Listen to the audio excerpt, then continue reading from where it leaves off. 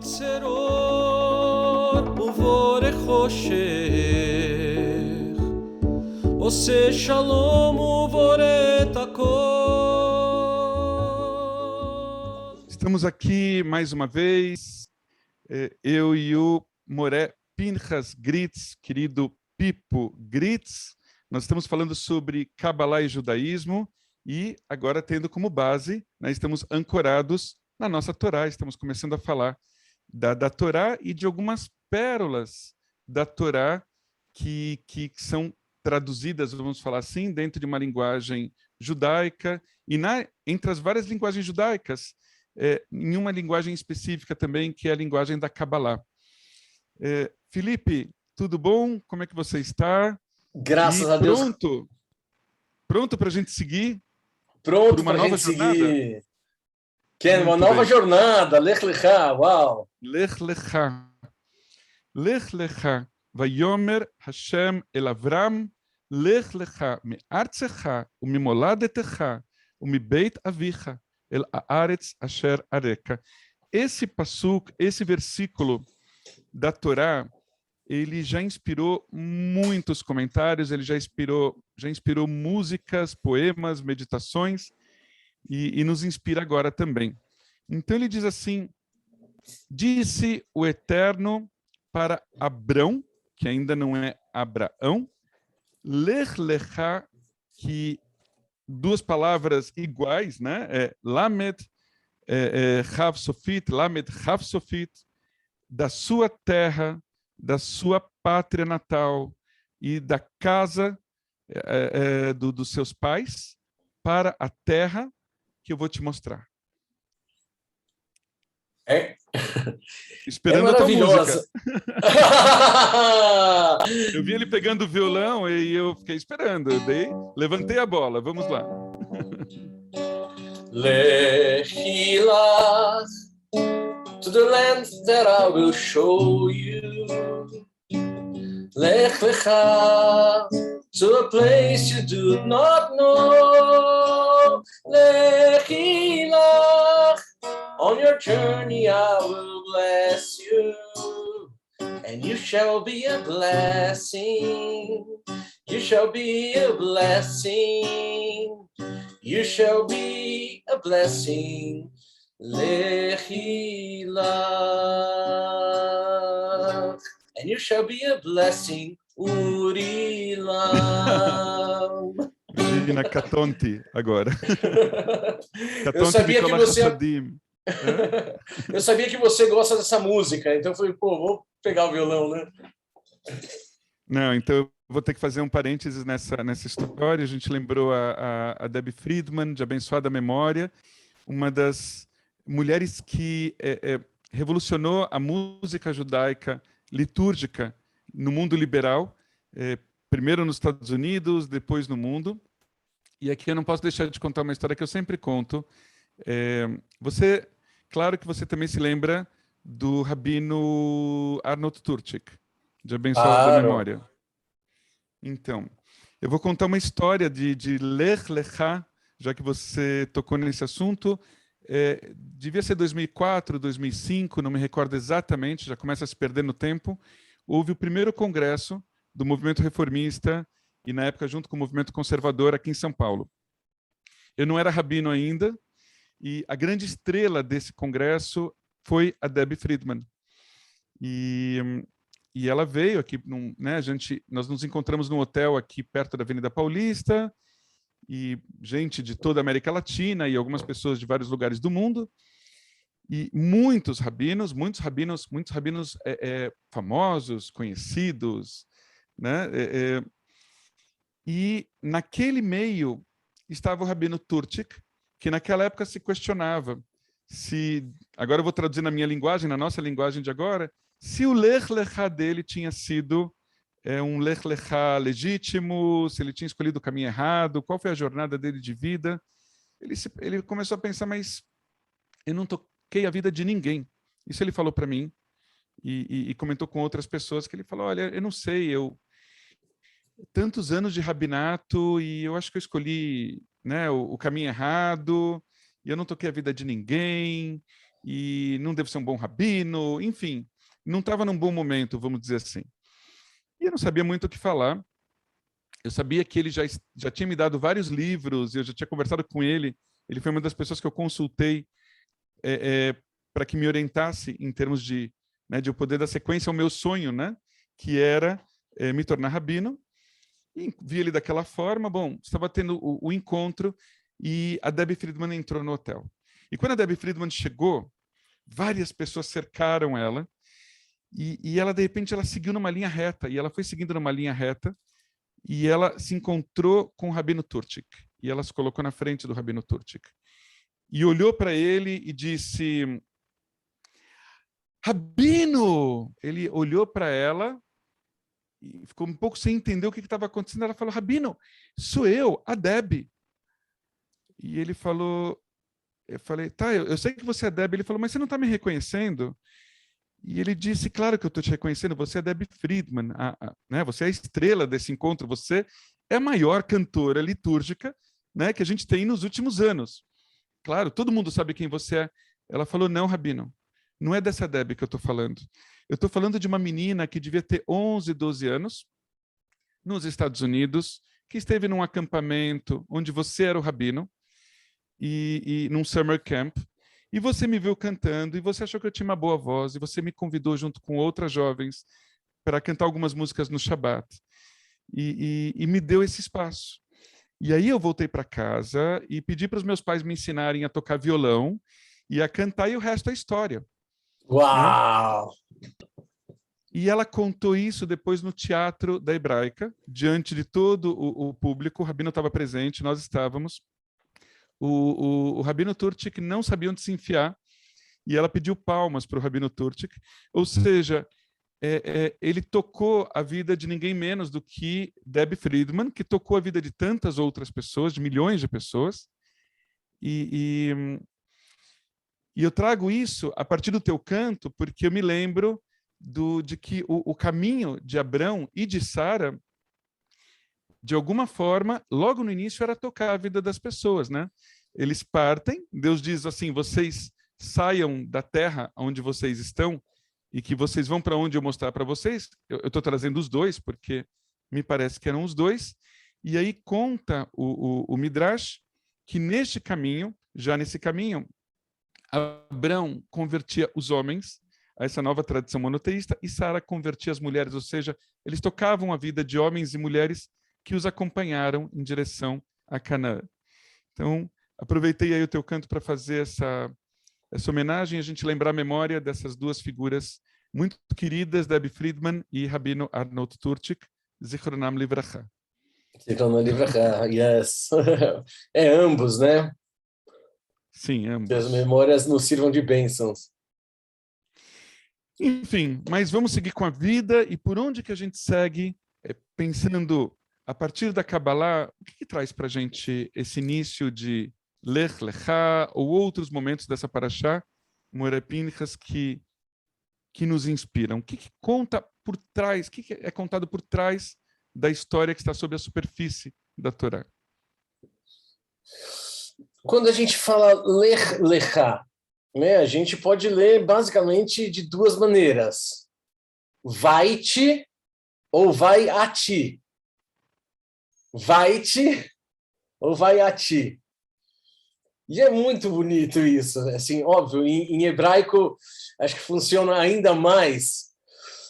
Mas vai-te ou vai a ti é uma coisa que fica parecendo vai de si mesmo para ir a si mesmo. Vai do si mesmo que você conhece, vai do si mesmo que te educaram na casa dos seus pais, vai do si mesmo dos valores da sua terra, vai do si mesmo da sua territude, das suas manias, do seu corpo, para você poder ir a si mesmo, a tua essência que está velada. Todo o resto não vai trazer completude para a gente. Existe uma linha dentro da Kabbalah que considera Israel a nossa essência que busca Deus, que busca a eternidade, que busca o infinito, uma essência de qualquer ser humano. E considera nações do mundo os nossos desejos egoístas, 613 desejos egoístas que a gente tem. Então, se a gente fica nas nações do mundo, uma cobiça louca por dinheiro, uma cobiça louca por poder, uma cobiça louca por sexo, só nutrindo os desejos da carne, só nutrindo os desejos dos olhos, só nutrindo a soberba. Se a gente fica nisso, é muito difícil da gente conectar com o que tem de essencial na gente. E esse essencial da gente, a conquista desse essencial na gente, seria entrar em Israel. Porque seria a conexão com Deus em vida. Então, o Lech Lechá significa fazer o que o Gilberto Gil diz para a gente. Significa decidido pela estrada que ao findar vai dar em nada, nada, nada, nada, nada, nada, nada, nada, nada do que eu pensava encontrar. Lech lecha me'artzecha u'mimoladecha u'mibeit avicha el haaretz asher arecha. Vai-te, vai a ti, vai-te da terra dos seus pais, ou seja, da educação que a geração anterior te falou, porque não são esses valores. Vai-te da onde? Vai da tua parentela, ou seja, dos seus amiguinhos de escola, os valores da tua sociedade. Artzecha, vai-te da sua territude. Para onde? Você vai deixar o conhecido para onde? Para a terra que eu vou te mostrar. Ou seja, deixa o confortável e conhecido para buscar o desconhecido. Esse desconhecido... Sim, pode falar. Desculpe. Esse desconhecido não é o que eu entendo logicamente, racionalmente, o que eu quero da vida, o que eu penso da vida. É o que é. E o que é que nós somos almas em corpos, e não o contrário. Eu ia comentar que esse lugar, da onde eu saio e para onde eu vou, esses dois lugares fazem parte de mim mesmo, fazem parte de você, fazem parte de cada pessoa. Né? E pensando assim, a partir de alguns referenciais judaicos, claro, tudo que nós estamos falando são referenciais judaicos, mas eu fiquei pensando na questão da tradição e da renovação, que a gente fala tanto nisso. Então, tem sinagogas que se definem dessa forma, dizem, olha, tradição e renovação, e que às vezes não é nem a tradição e nem a renovação, né? Talvez seja o diálogo constante, a tensão constante entre as duas. Então, quando eu saio de algum lugar, eu tenho uma referência, eu tenho um passado, eu tenho uma história, e a história dos meus antepassados. E aí eu vou para algum outro lugar onde eu também vou me encontrar. Eu vou encontrar o Uri do futuro, o Pinchas do futuro, a Susana do futuro, que também sou eu, e o próprio caminho que nós fazemos, posso dizer que é um caminho interno, né? E aqui me lembra também bastante, além da música do Gilberto Gil, que também nos une, né, como admiradores do Gilberto Gil, é a questão do processo terapêutico, né, do processo terapêutico exigir esse movimento. Eu escuto também, Pinchas, no Lech Lechá, quando eu vejo essas duas palavras que, tirando as vogais, elas são exatamente a mesma palavra, repetida duas vezes, eu vejo Deus dizendo assim, meio que empurrando Abraão, dizendo, Lech, Lech, Lech, né? Tipo, vai, se mexe, né? Lindo. Porque se você ficar parado, esses valores que você construiu até agora, eles também vão ficar parados, e você vai chamar isso de tradição, e essa tradição, ela vai se congelar, e ela vai perder contato com a realidade lá fora, que continua caminhando. Então, continue caminhando e renove essa tradição o tempo todo, ou seja, leve em conta aquilo que você deixou para trás, né? Aquilo é ainda uma referência, um marco na tua vida, mas não fique preso ao passado, senão isso não vai ser mais vida. Então, esse processo terapêutico de nós sempre nos colocarmos em movimento, que funciona em muitas situações, não só em psicoterapia, né? Mas na tradição judaica, vamos dizer, você entra numa situação de luto, muitas vezes, e a tradição judaica faz com que você vivencie o luto, e depois, num processo terapêutico, ela te faz sair do luto e seguir a vida, e continuar. É legal você falar você falou em psicoterapia, eu pensei em terapia junguiana. Lech Lechá é meio, olha, não é só o ego, conecta com o teu self, fica aparecendo. E uma coisa que eu acho muito importante a gente lembrar, que o patriarca das 3 maiores religiões que a gente conhece, Avraham, a Ivri, ele era um cara do outro lado, né? A Ivri pode ser do outro lado do rio ou pode ser do outro lado, né? Que era uma alma num corpo, um outro lado da materialidade. Mas o que é interessante a gente lembrar que a história desse patriarca dessas 3 religiões é de um transgressor. Esse cara nasceu em Ur dos Caldeus, que era uma sociedade que sacrificava seus primogênitos, que sacrificava para deuses, que era politeísta. E o que o patriarca dessas religiões faz? Ele fala, eu vou transgredir esse negócio, porque isso não tem nada a ver com Deus. E aí é muito interessante a gente lembrar disso, que na raiz dessas religiões tem um cara que é transgressor, porque tem coisas lindas na nossa sociedade que a gente deve respeitar como tradição, certamente. Tem coisas que precisam de renovação, mas tem coisas que precisam ser transgredidas, porque são valores que estão muito errados, que não são pró-ser humano, nem pró-Deus, nem pró-mundo. Aí tem que ver como fazer isso com inteligência, mas precisam ser transgredidas no limite. Pelo menos o patriarca da nossa religião fez isso. Entendeu? Não dá para ficar sacrificando crianças a Moloque, que é Deus do dinheiro, né? E, enfim, e quem move, quem traz esse movimento, no final das contas, como você tem trazido a questão de que somos almas em corpo, né? Em corpos, não é, a gente olha para o corpo e a gente vê o corpo se movendo, mas quem está movendo o corpo nesse sentido são as nossas almas. Então, e no final das contas, a gente vê quem que vai dar as ordens aqui. Se é esse corpo que o Rabino Bonder vai chamar, o Rabino Newton Bonder vai chamar do corpo moral, ou se é essa alma que, nesse sentido, ele vai chamar de imoral, ou seja, que ela não fica presa a lógica, né? A lógica do corpo que é mortal e que por isso precisa se preservar de alguma forma. E essa alma, ela vive num mundo de uma lógica diferente. Quem que vai dar as ordens aqui? É a alma ou é o corpo? Então, aqui a gente começa a nossa jornada e no próximo episódio nós vamos falar da próxima paraxá, Vayerá, que trata do sacrifício. Do nascimento, né, também de Isaac, né, do nascimento de um filho. Também é uma situação transgressora, me parece, da parte de Deus, mas a gente pode discutir isso depois.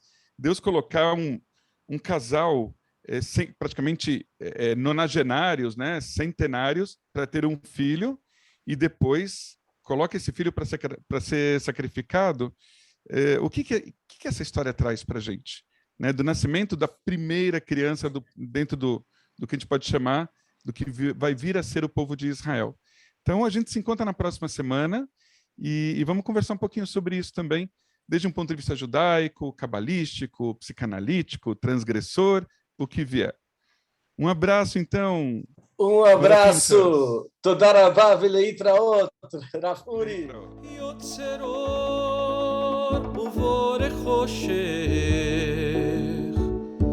עושה שלום ובורא את הכל, יוצר אור ובורא חושך, עושה שלום ובורא את הכל.